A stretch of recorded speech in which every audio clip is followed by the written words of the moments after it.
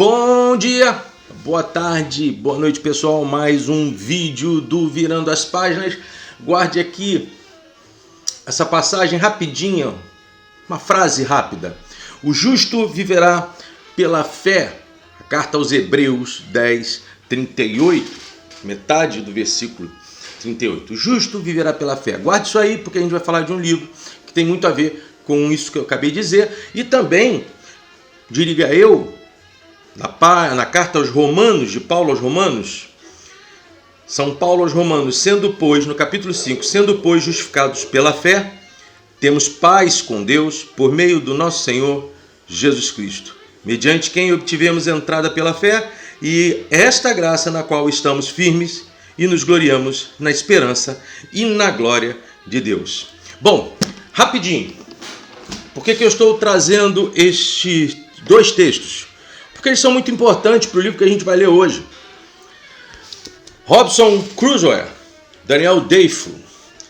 Gente, olha, é um dos livros que são colocados como, na verdade é colocado, essa obra aqui, ela é colocada como a estreia da literatura moderna, ou do nascer da literatura moderna britânica. Há outros que vêm Tom Jones, livro Tom Jones do Henry Fielding, que está mais ou menos um pouquinho antes, um pouquinho depois dessa obra, mais ou menos 30 anos depois dessa obra, já que essa obra foi editada em 1717, salvo engano.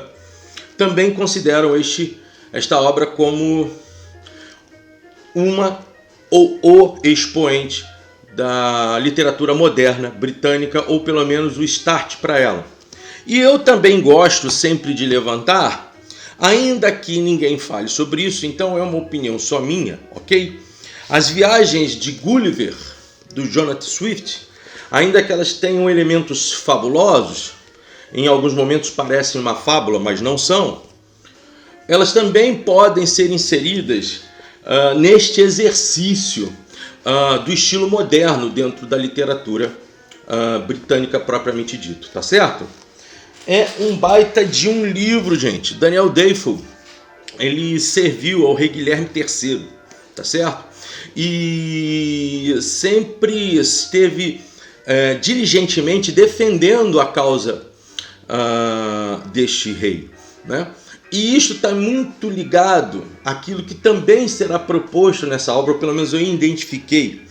Você vai identificar um contexto teológico protestante reformado, e você vai observar também uma perspectiva, pelo menos vejo assim, no Robinson Crusoe, que aponta para a visão do Daniel Defoe acerca de um Estado, ok?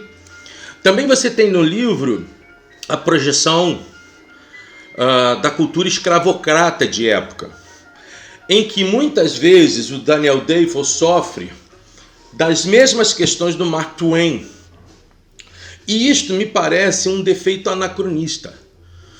É óbvio que ninguém aqui é a favor de qualquer sistema escravocrata.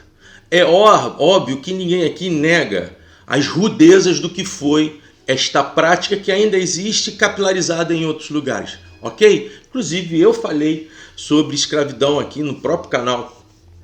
Então eu não estou nem um pouco atento à ideia de estar aqui, ao falar isso, dando força à prática do escravismo, e que depois vem dentro dos conceitos que hoje nós lutamos tanto com relação aos preconceitos, às diferenças raciais que levam aos preconceitos indigestos e inegavelmente, na minha visão, diabólicos, certo? Vejam agora, nesse momento, o que está acontecendo em Paris e na França, que é justamente um choque civilizatório, mas muito perpetuado por uma espécie de também preconceito ocidental europeu para com aqueles que acabaram por vir para a França, sem compreender que, se há refugiados, sejam eles do continente africano ou de qualquer outro continente ali próximo, asiático, esses fenômenos sociais se dão justamente por uma prática durante muito tempo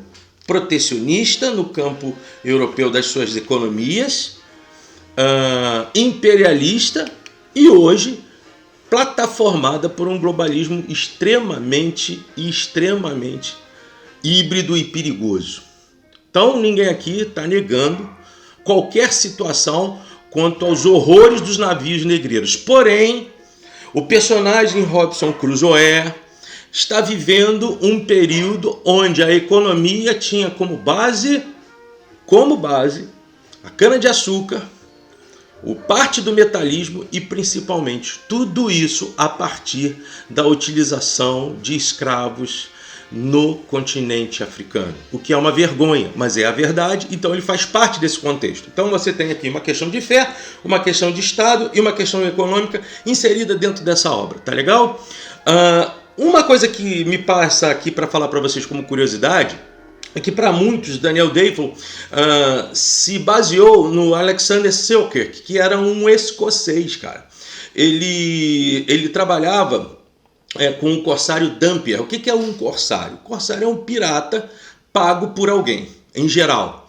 Então, por exemplo, França, Inglaterra principalmente, utilizaram muito de corsários nos embates e ataques às linhas marítimas espanholas e portuguesas da economia da cana e também da economia, infelizmente, do escravismo. Tá? Então você tem situações como essa. E o Dampier, ele era um corsário do qual esse Alexander Selkirk participou com ele. Né? Então, eu acho que a nau dele era São Jorge. Né? Ele vai trabalhar numa outra nau, a Cinque. E aí, nesse problema, ele tem um choque com um dos comandantes, que é o Thomas Sunderland, e em dado momento ele solicita o seguinte: olha só, não vamos brigar. Dá para você me deixar nessa ilhazinha aqui perto do Chile, na costa chilena, para eu ficar por lá? Que aí eu espero o outro navio chegar, e aí tudo bem. A gente não precisa brigar, e não houve realmente nenhuma briga. O capitão deixou para ele mantimentos necessários, deixou ele sozinho na ilha, e aquilo que ele achava que em 4, 5 dias ou até uma semana chegaria uma outra nau, isso demorou, na verdade, 4 anos. Esse cara, ele é no século XVII, né? 1676, ele acha em 1676, vai morrer em 1721. Esse cara, depois de um certo movimento, acaba sendo resgatado por uma outra nau 4 anos depois. O que acaba acontecendo? Ele vai para a Europa e escreve essa história, e essa história passa a ser um best-seller de época. Aliás, eu vou estar falando de alguns best-sellers que estouraram justamente por causa disso. Esse é um, tá certo? Essa ilha era chamada de Ilha Massatera, ficava perto ali da França, do Chile, e hoje ela é chamada Ilha Robinson Crusoe. Mas não é bem esta ilha da qual o nosso querido Robinson Crusoe vai naufragar. Ele vai ficar lá mais acima, na costa da Venezuela, tá certo? Então, esse é um primeiro ponto de influência. O Daniel Defoe, como eu falei, de 1630 a 1731, ele foi um cara que defendeu efetivamente o rei Guilherme III, chegou a ser agente secreto. Se vocês estão pensando no 007, pois bem, o Defoe chegou a ser agente secreto do Guilherme III e foi preso por conta disso. O interessante é que ele é colocado numa berlinda no meio de uma praça. Não é? Eu já ouvi gente falando, um pelourinho. Não era um pelourinho efetivamente, mas era uma berlinda onde ele ficava com os 2 braços abraçados por 2 pares de tábuas de madeiras fortíssimas e o seu pescoço exposto também. Normalmente naquela época, quando você tinha criminosos passando por esse tipo de pena, eles eram agredidos, recebiam fruta na cara, pescoçada, cuspes, fezes, urina. Mas no caso do Defoe, a coisa aconteceu de forma um tanto quanto diferente. Por quê? Ele recebia água e flores da população que reconheciam a sua atividade de defesa ao rei Guilherme III. Essa obra do Defoe, que foi feita em 1719, ela só vai ocorrer depois que ele, já com 52, 53 anos, desiste dessa guerra estruturante de narrativas políticas e passa a escrever para jornais, passa a escrever para tabloides e também passa a escrever obras como esta. Não tem só esta, tem outras tantas grandes obras, a gente vai ficar mais proposto e guardado nesse livro. Esse aqui é o livro completo. Outro dia meu irmão estava mostrando um livro que para mim é melhor ainda. Me perdoe porque eu não estou lembrando, eu estou aqui com um símbolo da editora, mas não estou lembrando agora o nome dela. Existem livros que vêm justamente com os desenhos, as gravuras da própria obra, que são originais. Quer dizer, na verdade elas foram colocadas nessa obra 10 anos depois.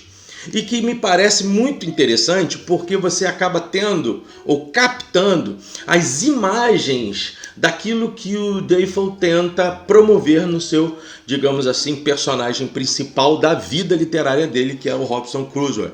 Mas esse livro aqui da Penguin é muito bom também porque ele é comentado, então existem algumas dúvidas que você possa ter ao momento e de vez em quando surge lá algumas explicações do Sérgio Flaxman, uma boa obra. As introduções também são interessantíssimas e, melhor ainda, os contextos de introdução da obra também são muito boas. É um livro de cerca de 762 páginas, se eu não estou enganado. Deixa eu ver aqui.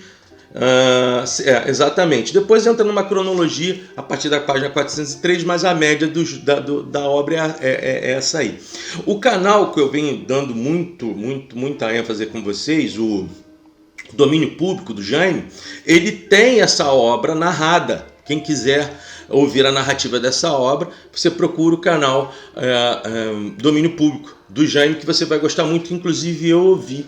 Mas só que este vídeo está baseado numa minimização do texto, tá? Então, o texto é diretivo, é bom, é completo, no sentido de informar muito daquilo que está aqui dentro.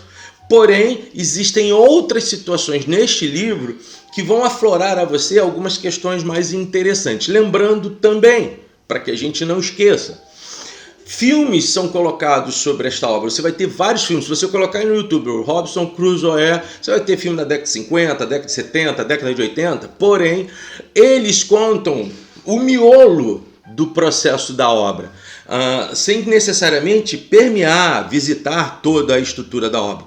E aí você só tem o espetacular, só tem o projeto cinematográfico, você não tem um projeto literário na sua mão. Então acaba te atrapalhando um pouco na identificação dos contextos dos quais o nosso querido Defoe vai trabalhar, ou Defoe, aí fica essa confusão. Eu vou continuar com o meu Defoe aqui. Você vai continuar com o Daniel Defoe propondo toda uma narrativa que, de certa forma, inclui uma grande coerência à sua própria vida que está ali colocada. Então, quem é o Robinson Crusoe? Crusoe é nascido, a princípio, a ideia que se dava é para que fosse uma perspectiva autobiográfica desse personagem, que até então era tido como verdadeiro. Na página 41 dessa obra, nesse livro aqui, você tem o título da obra. E olha só o tamanho do título da obra: A Vida e as Estranhas e Surpreendentes Aventuras de Robinson Crusoe de York, que é onde ele nasceu, marujo, aquilo que ele se tornou, que viveu 28 anos, presta atenção, viveu 28 anos sozinho numa ilha deserta na costa da América, perto da embocadura do grande rio Orinoco, tendo sido lançado à costa por um naufrágio no qual morreram todos os homens, menos ele, com um relato de como foi, afinal, estranhamente salvo por próprios piratas, escritos pelo próprio Londres, e aí vem aqui a data. É interessante porque o Defoe queria dar uma veracidade ao tema a partir de um ente que ele estava criando, mas que para os leitores deveria ser um ente existente. Então, aqui você já entende logo, isso aqui é o título inteiro. Deixa eu mostrar aqui para vocês. Tá dando para ver aqui? Ó? Isso aqui é o título inteiro, ok? Dá para vocês a órbita de como o Defoe vai começar a construir o seu Robinson Crusoe, que, como eu falei, nasceu em 1632 na cidade de York, Era o mais novo de 3 filhos, um tinha morrido em uma batalha, em uma guerra, e o segundo tinha simplesmente sumido, e aí ficou só ele, filho de um empregado de origem alemã na cidade de York, riquíssimo, e a sua mãe, tá certo? Então, em dado momento, ele se promete também as aventuras, o pai o ouve, vou até colocar isso aqui para você, a gente vai tá dando uma lida sobre choques já de eras, né, entre ele e o seu pai, e os traumas que pai e mãe dele tinham por terem já perdido 2 filhos nessa história toda, né?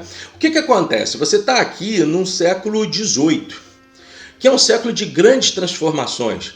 O que precede a este século, 2 séculos antes, é a invenção da imprensa propriamente dita, a consolidação de rupturas internas à cristandade de época, ao catolicismo, com o surgimento da Reforma Protestante em 1517, 31 de outubro de 1517, o nosso querido Lutero. Daí eu ter lido aqueles 2 textos, ter indicado um tema para vocês e ter lido um texto na carta de Paulo aos Romanos, onde o justo viverá pela fé, retirando das mãos da igreja propriamente dita a atribuição de salvação através de atitudes meramente humanas, como por exemplo o pagamento de indulgências fazia parte desse processo.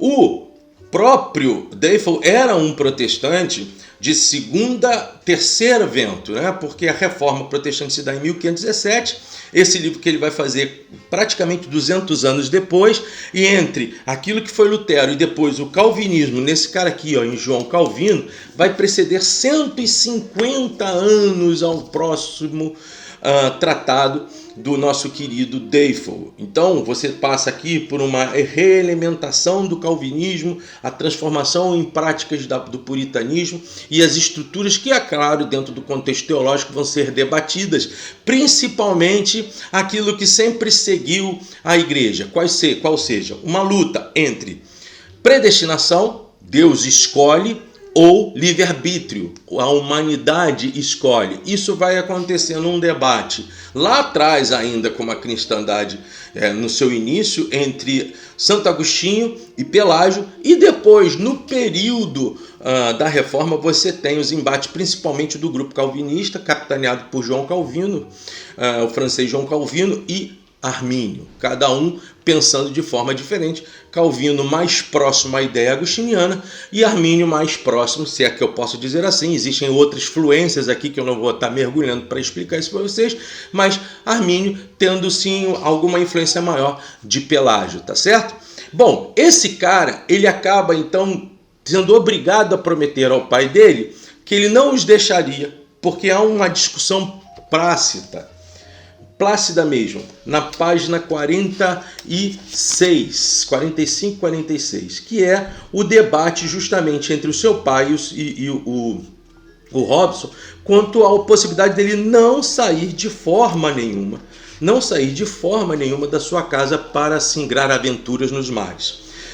Ele disse: tive 2 irmãos mais velhos, sendo o terceiro filho da família e sem formação em nenhum ofício, desde muito cedo minha cabeça começou a se encher de pensamentos errantes. Meu pai, isso vai estar sempre no texto do autor, tá? Do personagem. Ele sempre se acha errante. A gente vai falar um pouquinho sobre isso já. Meu pai, que era muito idoso, deu-me a devida quantidade de instrução, até onde geralmente chegava a formação de casa numa escola gratuita de província e me destinava ao direito. Mas a mim não me satisfaria nada menos do que seguir para o mar, tá? Meu pai, homem sábio e grave, deu-me sérios e excelentes conselhos em oposição ao que eu via como meu destino. Chamou-me um dia na manhã aos seus aposentos, aos quais estava confinado pela gota, ele estava doente de gota, e me cumulou de rogos afetuosos em torno do tema. Perguntou quais os motivos que geraram a minha inclinação pela vida errante, e eu tinha para deixar a casa paterna e a terra natal, onde podia ter certeza de um bom começo e de possibilidade de melhorar sempre minha posição, recorrendo tão somente ao zelo e à diligência que me valeria uma vida airosa e confortável. Bom, papo é que o pai vai trazer a ele vários valores para a permanência dele, além de, claro, o medo, tanto de pai como de mãe, de que também perdessem seu terceiro filho. Há uma espécie de promessa do Robson Crusoe em relação a isso, e esta promessa acaba levando ele a trair o seu próprio pai, e quando com 18 anos, recebendo o convite de um amigo que era filho de um comandante. Eles juntos acabam singrando uma aventura, que fazem 2 viagens. No meio de uma dessas viagens há uma tempestade, ele se atemoriza e o capitão, ao ver o medo dele, depois de aportado, diz para ele o seguinte: olha, meu filho, se você fez uma promessa ao seu pai e você não a cumpriu, este teu medo mostra que claramente você não é feito para os mares. Volta para sua casa e reconduz a sua vida.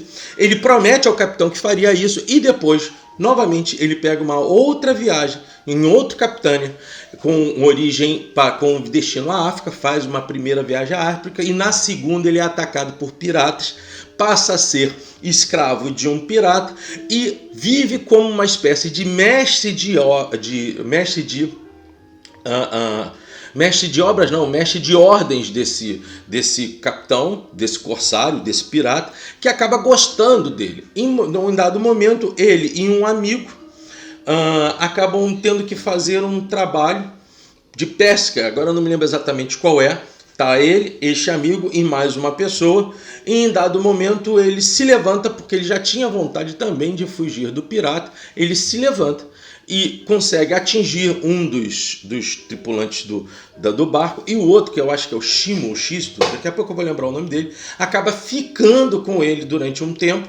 Ele fica ao léu dos mares, achando que vai morrer, e ali já começa esse processo de condenação, por conta de ter traído o pai e por conta também de não ter ouvido o capitão e nas 2 promessas não terem cumpridas. Ele entra naquele processo de desgraça, né? Que é um contexto muito próximo, ainda que tenha todo o elemento da graça, mas é um contexto muito próximo da civilização europeia de época, né? Paz e condenação, bênção e maldição. Isso faz parte não apenas de um arrodo da teologia reformada, mas sim de uma cultura que precede inclusive a própria cristandade, que depois, obviamente, acabou sendo aumentado dentro dos processos todos a partir de elementos catolicistas e principalmente as questões de como o inferno era traduzido, as questões da própria indulgência, as diferenças sociais claríssimas, onde dificilmente um pobre poderia ter sangue azul e não tendo sangue azul dificilmente poderia comprar a sua própria salvação e se via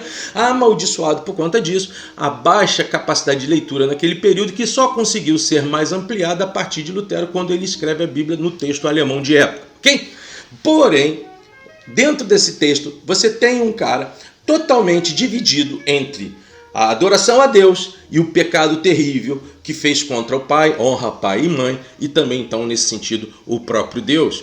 E neste barco perdido, quem diria, eles percebem um navio de longe e dão um tiro para o alto. Esse navio é um navio negreiro português, que vai fazer então com que o nosso querido Defoe seja aportado pelo capitão português para aquele momento, e para poder ter um dinheiro ele vende o Xisto, que é o seu amigo, como escravo, o que demonstra como essa prática era diabolicamente natural, mas existia. E é com esse dinheiro que ele vai para o norte do Brasil, para o nordeste brasileiro, para a Bahia, e começa a trabalhar com atitudes de teste de vida, de aplicações, de ações de compra de terras, de atividades, até que ele cai na atividade dos canaviais, da cana-de-açúcar, e toda a vida do Defoe, objetada aqui, colocada aqui dentro do Crusoe, é uma vida de provas. Eu tenho que fazer tentativas, e eu vou errar nessas tentativas, mas o que é mais interessante é que nesta prática extremamente caótica do Robinson Crusoe, as coisas vão dando certo para ele. Então ele consegue ter empresários locais que acabam estando com ele nas atividades, e em dado momento ele acha que seria muito interessante partir também para o mercado negreiro. E aí ele, talvez, nesse sentido, e gente, olha, eu estou falando isso não com elogio, estou falando isso inclusive com muita dor, uma perspectiva que ele acaba tendo no Brasil, do ciclo de negócios. Ele tem a cana-de-açúcar, ele tem o escravo, ele consegue comprar escravos, vende escravos, também poderia ter escravos para si só, para trabalharem nas suas haciendas canavieiras, tá bom? Ah, Armando, isso é direitinho, isso é legal. Não, cara, eu não estou falando nada disso, eu só estou trazendo o contexto da obra. porque isso será também importante para quando ele vier a naufragar, porque é justamente no adquirir desse navio, ele já tinha dinheiro, e de uma tripulação inteira, é que ele se vê em mais um naufrágio. E desta vez o naufrágio joga ele perto dessa ilha, lá na saída do Orinoco, lá em cima na Venezuela, e nesse naufrágio ele se vê sozinho. Ele é o único que sobrevive a todo o processo de naufrágio que ali está, tá certo? Então ele se vê só diante de uma ilha inabitada, a princípio, diante de um contexto de medo e de condenação, e que ele precisa sobreviver dentro dessa ilha. E é aí que nós temos algumas situações interessantes a serem indicadas sobre uma outra obra literária que eu vou trazer aqui para o canal já. E essa outra obra é essa aqui, olha. Hans Staden, Duas Viagens ao Brasil. As pessoas já tinham Hans Staden, perdão, Duas Viagens ao Brasil. O meu irmão já tinha me dado um toque sobre esse livro. E eu tive, com o tempo eu acabei conseguindo e nunca o li, mas logo, quer dizer, li de certa forma algumas sínteses da obra, mas o Hans Staden é um alemão, rapaz.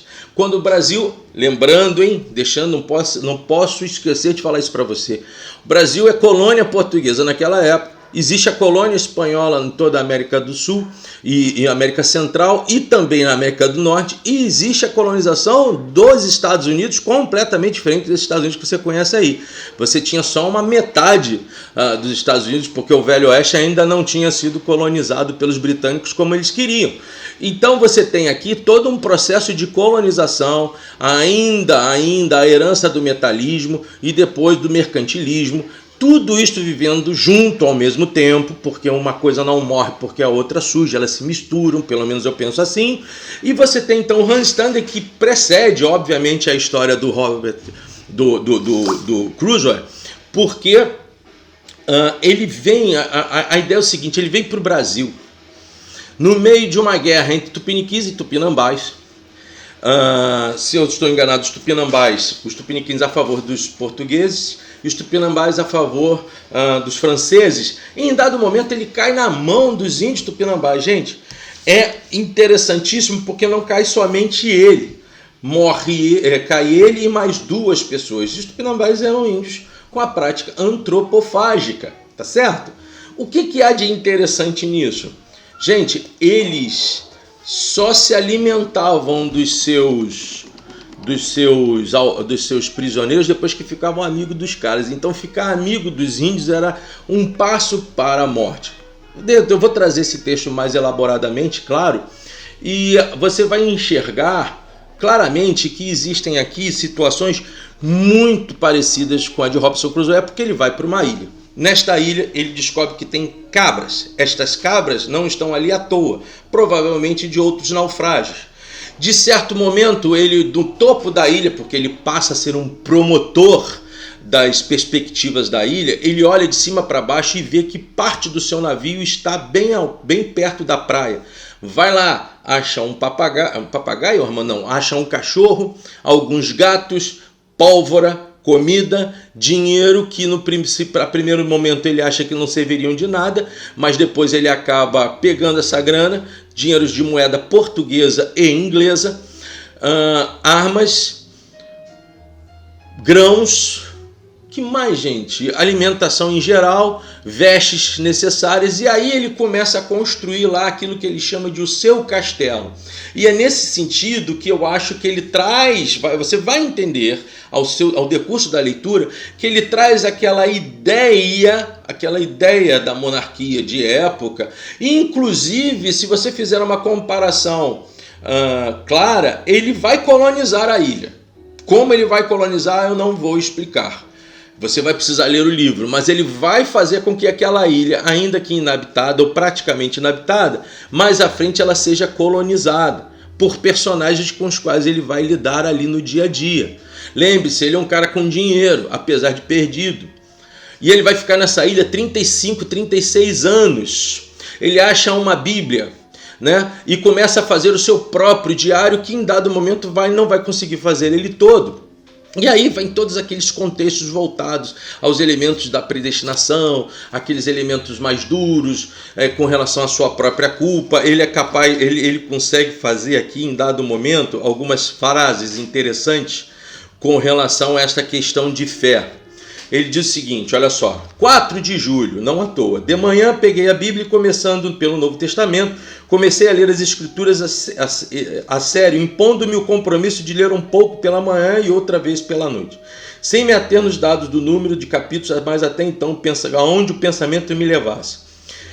Aí ele chega aqui, larguei o livro e erguendo tanto o coração quanto as mãos para o céu, numa espécie de êxtase de alegria, exclamei em voz alta, Jesus, filho de Davi, Jesus elevado, príncipe e salvador, dai-me o arrependimento. O que está acontecendo aqui? Ele está numa luta ainda, sobre as questões dos seus pecados e como serem perdoados. Veja que ainda que ele fosse alguém sobre uma teoria teológica sobre os elementos da graça, ele ainda está aí encravejado de culpa. Não é à toa, aqui nessa página 121, ele escreve no livro sobre males e bens. Males, estou perdido numa ilha horrível e deserta sem qualquer esperança de ser encontrado. Bens, mas estou vivo e não afogado como todos os meus companheiros no navio. Depois ele diz, fui destacado e separado, por assim dizer, de todo mundo para minha própria desgraça. E depois ele diz, mas fui escolhido também dentre toda a tripulação do navio para ser poupado da morte. E aquele que por milagre me salvou da morte pode ainda me livrar da condição presente. Estou isolado da humanidade, um solitário banido do convívio humano, mas não passo fome, nem estou morrendo em nenhum lugar deserto, sem nada que me sustente. Ou seja, não tenho roupas para me cobrir completamente, mas estou num clima quente, onde se tivesse roupas quase nunca usaria. Fato é que ele fica doente, e essa doença faz com que ele se remeta a muitos pensamentos parecidos com esse, tá ok? Nesse momento, ele, depois que melhora, ele vai começar a andar pela ilha. E é nessa hora, nessa triste hora e perigosa hora, que ele vê pegadas. E aí ele percebe que não vive efetivamente sozinho e que a ilha pode ser apenas um ponto de parada de alguém indigesto. E ele vê que são indígenas. E ele encontra o livro, ele começa a ter mais força, se você nunca leu o livro, nesse momento, porque ele começa a ver ossadas. E aí o leitor fica, olha, de onde vêm essas ossadas? O que está acontecendo? E, num dado momento, certa feita, do cume da ilha, ele percebe que chega uma turba de índios em 3 canoas, com 2 prisioneiros, onde ele percebe que um já é morto imediatamente, daí o diálogo com esse livro, e ele vai para salvar o segundo preso. Este segundo preso é um cara que vai ser chamado de Sexta-feira. Ele o livra dos índios que estavam prendendo esse rapaz, que também era um indígena. O Sexta-feira é o diálogo interessantíssimo entre o europeu e o Novo Mundo, entre a cristandade e as perspectivas indígenas sobre a vida. Esses diálogos, eles são diálogos efetivamente importantes. Tem um aqui que vai falar sobre algo que até hoje se discute aqui, se conversa sobre se Deus é bom porque fez o mal, etc, etc. Mas que efetivamente nos constrange a entender o seguinte: até que ponto nós não rompemos o mau diálogo pela conversa ávida dos seus sentimentos e certezas, sejam elas de fé ou de vida, e chegar a uma síntese que dê saúde a um lado quanto ao outro. Porque o Sexta-feira vai ser amigo dele, mas em todo momento ele se coloca como o amo de Sexta-feira. Vai demorar que essas etapas sejam quebradas. E o que faz com que isso seja quebrado, ainda que não completamente, é a relação de amizade deles durante muitos e muitos e muitos e muitos anos, a ponto de Sexta-feira o acompanhar para o resto da vida. Porque o Sexta-feira nada mais é que não alguém grato por ele ter salvo da morte. Tá certo? Mas olha essa conversa aqui. Descobri que era bem mais fácil firmar em seu espírito, ele está querendo catequizar o rapaz, as noções corretas sobre a existência de um Deus que é a respeito do diabo. A natureza servia de prova com todos os argumentos que eu usava, inclusive a necessidade de uma grande causa inicial e de um poder soberano sobre tudo que acontece. Nessa grande causa inicial, na verdade, é a definição que Deus é o criador do universo, né? Então, o que você tem nas suas mãos é que ele vai trazer também a ideia de um Deus que governa e que provê, ele é providente nesse processo todo, a providência nas mãos de Deus. E ele vai trazendo isso ao sexta-feira, porque o sexta-feira também traz a sua cultura de vida e mais, ele nem sabe o significado da palavra Deus. Essa interação, para mim, é o ponto alto do livro. E há um diálogo interessante quando, na verdade, de forma clara, quando o sexta-feira, em dado momento, pergunta, mas se o diabo é mau, como o senhor tanto diz, e Deus criou o diabo, Deus não seria mau também? Deus criou o inimigo dele de si mesmo? E aí, novamente, que é a saída que o contexto reformado e a própria cristandade tem para isentar Deus do mal, nesse sentido, é mostrar que tudo que Deus faz é por providência perfeita. Então, tudo aquilo que nós percebemos como mal faz parte de um projeto de Deus pensando o bem maior, né? O Calvino, ele dizia que a providência divina é o governo ativo de Deus sobre todas as coisas e vai se estender em tudo que foi criado. Deus definitivamente controla, rege, vai sustentar, preservar e move cada evento segundo a sua sabedoria. O objetivo dele, então, é que tudo que é existente, tudo que é verdadeiro, passa por um objeto de uma resposta à primeira ordem de Deus com relação às coisas, né? Então, Deus não é um ser que observa passivamente esse processo. Porém, na cabeça do sexta-feira, e é claramente factual que isso possa acontecer, ele pergunta em dado momento, ora, se o diabo é bom, é mau, por que Deus não mata o diabo? Olha o paradoxo, né? De Deus que é bom matar o diabo que é ruim e matar não ser bom, porque o próprio Robinson Crusoe havia falado para o sexta-feira que isso não seria muito bom. O fato é que logo depois surgem outras pessoas, entre eles um espanhol que vai ficar muito amigo do Robinson Crusoe e de um capitão inglês mais à frente que tem um motim e o Robinson Crusoe consegue salvar esse capitão também e faz um pacto com ele. Primeiro, que os amotinados continuassem na ilha e não fossem levados ao navio para que eles não fossem condenados à morte e que desse a eles a opção de vida. Segundo, ele vai olhar para os amotinados dizendo a eles que qualquer ação deles dentro da ilha, eles sofreriam as suas consequências. O capitão acaba por aceitar. Depois ele pede ao capitão que ele pudesse voltar com ele para a Europa. O capitão também aceita. Ele deixa esse grupo na ilha e vai para a Europa 35 anos depois. Mas não é disso que eu quero dizer a primeiro momento. É o contexto de que há um paradoxo de que os europeus também são selvagens. E os selvagens, não necessariamente sendo europeus, também encontram paz e perfeição em suas atitudes. É o contraste de que mostra, e aí tem tudo a ver com uma ideia reformada daquilo que se chama de total depravação do homem. Então, nesse sentido, todos, de uma forma ou de outra, estão perecidos, pautados pela maldade, tá certo? Bom, é uma obra extremosamente interessante. O resto dela eu não vou contar, porque senão vai estragar tudo isso.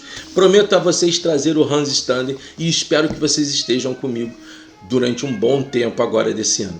Como eu sempre digo, supere-se, aprenda mais, ler é bom, virando as páginas. Um grande abraço, gente. Desculpe porque o dia a dia tá complicado, mas estamos aí todos nós juntos. Até lá, até logo.